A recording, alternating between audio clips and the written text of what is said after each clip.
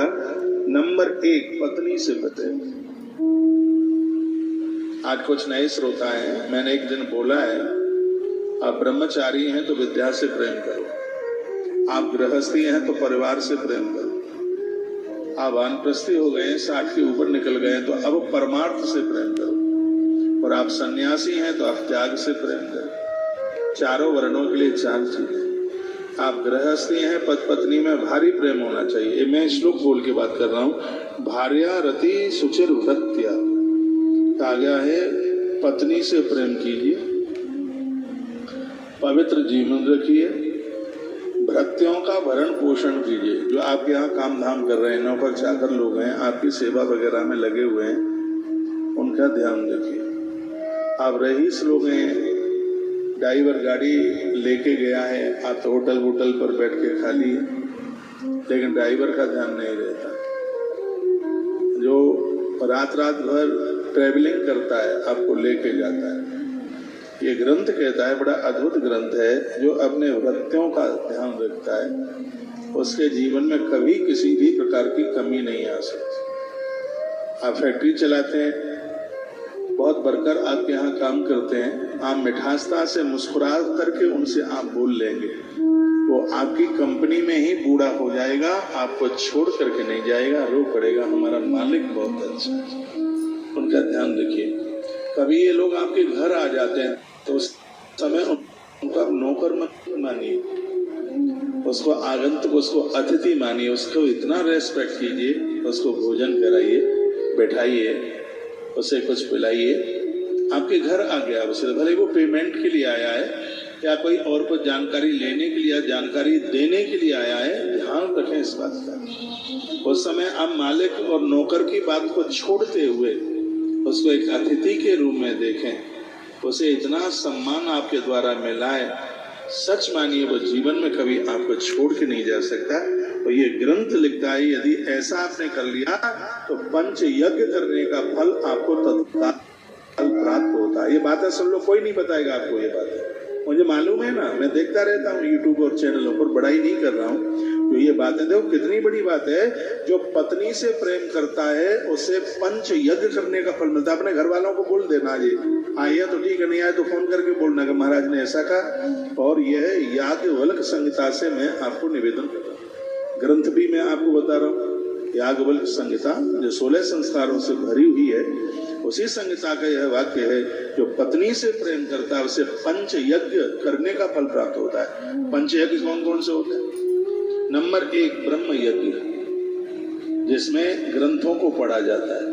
दुनिया भर के ग्रंथ पढ़ लो, उससे जो पुण्य मिलेगा, फल मिलेगा, वही यहाँ मिल जाएगा। बहनों को मेरी बात बड़ी अच्छी लग रही होगी, इसलिए तो मैं कहता हूँ घर वाले को जरूर लेके आया करो, बड़ा इसका असर, बड़ा इसका फर्क पड़ता है। 5 यज्ञ कौन कौन से हैं? नंबर 1 ब्रह्म यज्ञ, जिसमें वेद ग्रंथों को, पुराणों को पढ़ा जाता है। दूसरा देव यज्ञ, जिसमें आहुतियां डाली जाती हैं। नंबर 3 अतिथि यज्ञ, जिसमें आने वाले आगंतुकों को जिमाया जाता है। नंबर 4 पितृ यज्ञ, जिसमें श्राद्ध कर्म किया जाता है। नंबर 5 जीव जंतुओं के लिए दाना पानी, चींटियों के लिए, स्वान, गौ माता के लिए जो भी कुछ दिया जाता है उसे 5वां यज्ञ कहते हैं, जिसका नाम है भूत यज्ञ, प्राणी यज्ञ। इन 5 यज्ञ के करने से जितना पुण्य प्राप्त होता है वही पुण्य यहाँ से प्राप्त हो जाता है।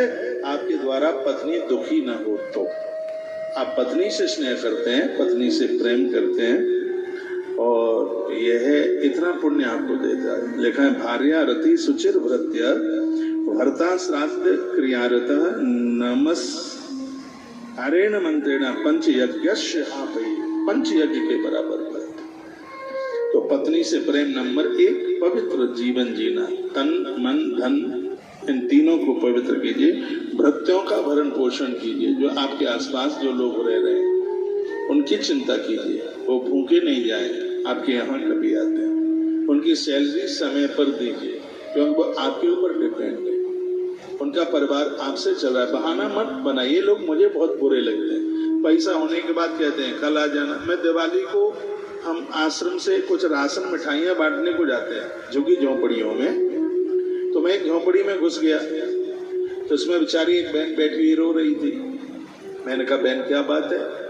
वो इतना जोर जोर से रो रही थी कि मालिक ने पैसा नहीं दिया, आज दिवाली है, यदि अभी नहीं मिलेगा दिवाली के बाद में ले लेगा।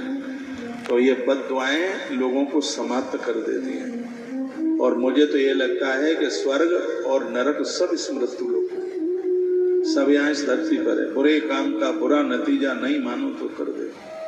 कभी किसी का धन मत खाना, कभी किसी का अधिकार मत खाना, कभी किसी का पैसा ना खाना। हमारे ग्रंथ, मेरी तरफ आप क्यों नहीं देख रहे हैं? कौन आ गया है?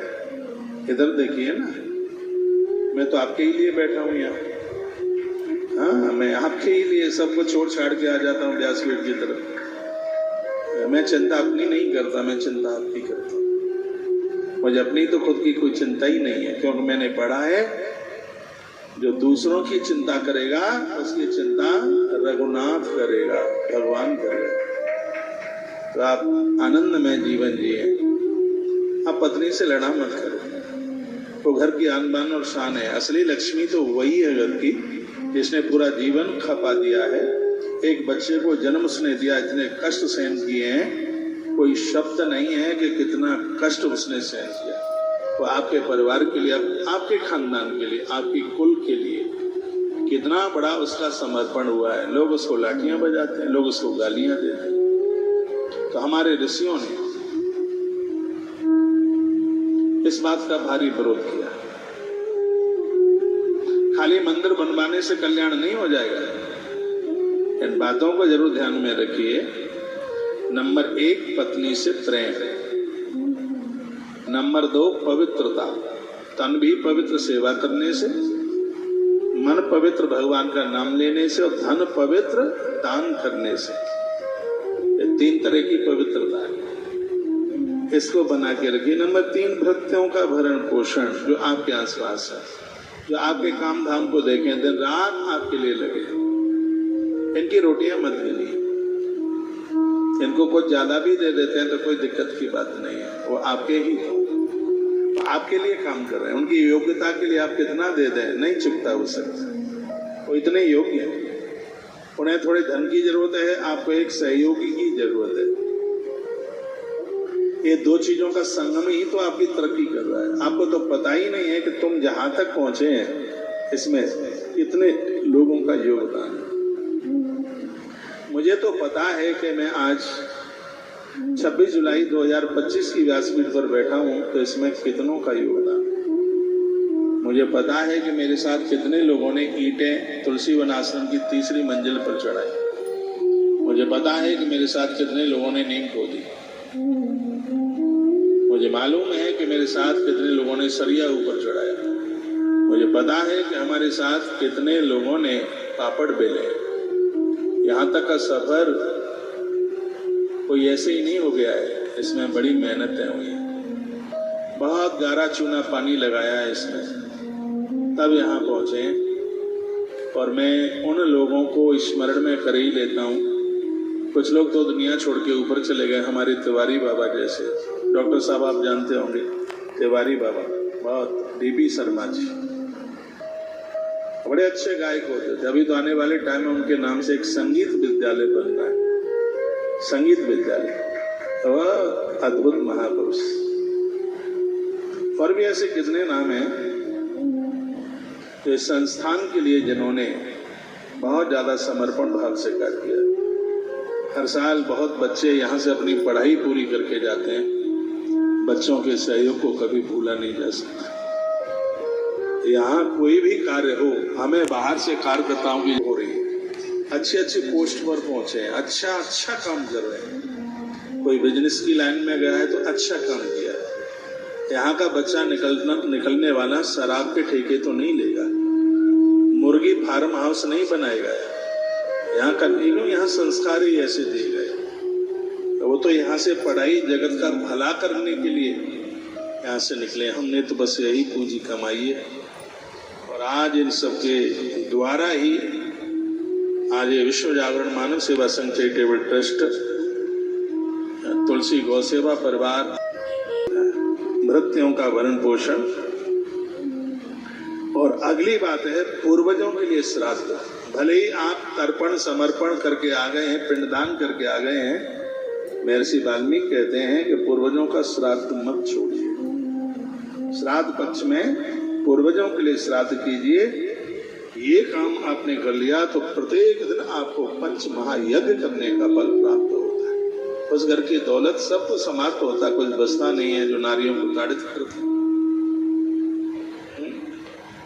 काम करने वाले लोगों का पैसा खाते हैं, उनकी पगार खा लेते हैं, उनकी तरक्की नहीं होती, उत्थान नहीं होता उनका पैसा। कुरान में एक शब्द लिखा है, मैं कुरान भी पढ़ता हूँ, किसी को बुरा न लगे, मैं पक्का हिंदू हूँ और सनातनी हूँ, मेरी रंग रंग में हिंदुत्व भरा है, लेकिन फिर भी मैं देखता हूँ कि और किताबों में है क्या। कुरान में एक शब्द है, मजदूर का पसीना सूखे उससे पहले उसकी पगार चुका दीजिए, आपका कर्म आराधना बन जाएगा। उन्हें डुलाइए मत। तो भार्यार्थी शुच भक्त्या भर्ता श्राद्ध प्रियारत नमस्कारेण मंत्रेण पंच यज्ञश।